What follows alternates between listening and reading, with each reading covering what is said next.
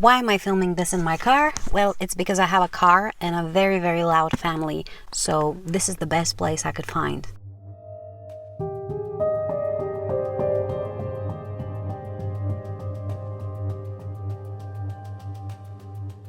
The Institute is an adult standalone novel written by Stephen King and published by Scribner on September 10th, 2019. Its genre is classified as thriller, horror/science fiction, which I will discuss in a bit. We follow multiple points of view, with two of them being the main ones, namely Team Jameson, who is an ex-cop who's looking for a new life, and Luke Ellis, a 12-year-old genius who seems to have the perfect life, but not for long. The story is told in third-person point of view, starting with Tim's story. The first 40 or so pages are dedicated to introducing his past and his character, as well as setting up his circumstances. This part has a distinctive slice-of-life quality to it.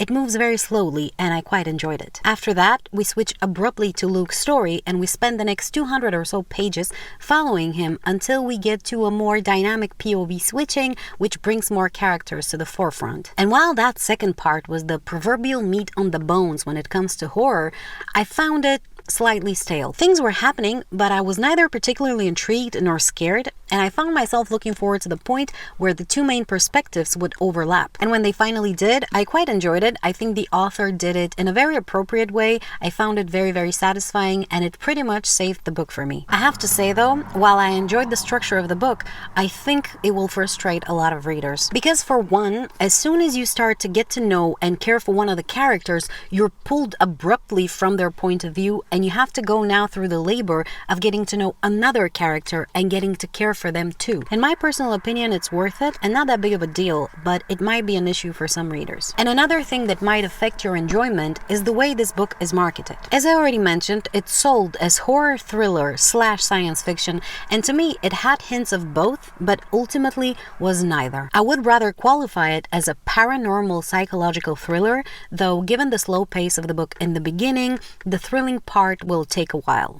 Now, to be fair, the premise of this book is very, very good, and it had a potential to be really, really scary, but it was executed with so many conveniences that any possibility for horror flew out the window. My biggest gripe being with the way that the villains were portrayed, and because describing them to you might be considered a spoiler, even though their identities are clear from the beginning of the book. If you'd like to avoid hearing it, skip to this timestamp somewhere on the screen. I don't know where I put it usually. When you put a super smart protagonist against a group of lazy and mostly clueless villains, you can't maintain any atmosphere of fear, no matter how ruthless and evil you also make them. As such, I was not scared for 1 second of this book, and let me tell you, I am very easily scared. What I think the author did great was the backstories of and the relationship between the main characters, and I really, really enjoyed seeing them bond and interact. And my favorite moment came at around 60% of the story, and I very, very much enjoyed everything that followed,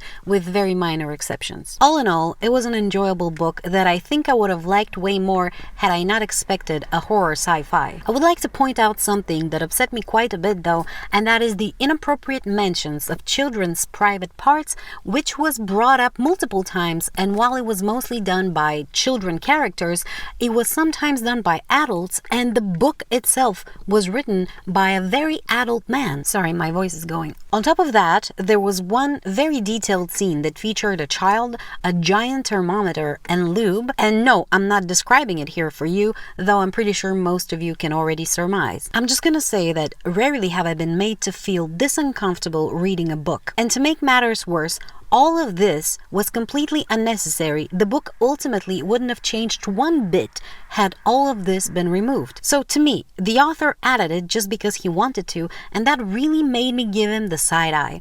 In fact, I was ready to DNF the book then and there, and while I'm happy I didn't, it has changed my opinion of him in a negative way. As such, I gave the book 3 stars, and I wouldn't recommend you start here if you're looking to get into Stephen King's writing. There are way better books than this one to begin with. And that's it. I hope you enjoyed watching this video and found some useful information in it. Now let's chat. Have you read this book? Are you planning to read it? What's your favorite Stephen King book? And which book of his would you recommend I read next? Thank you so much for watching. And if you'd like to see some of my other book reviews, check out this playlist. Bye!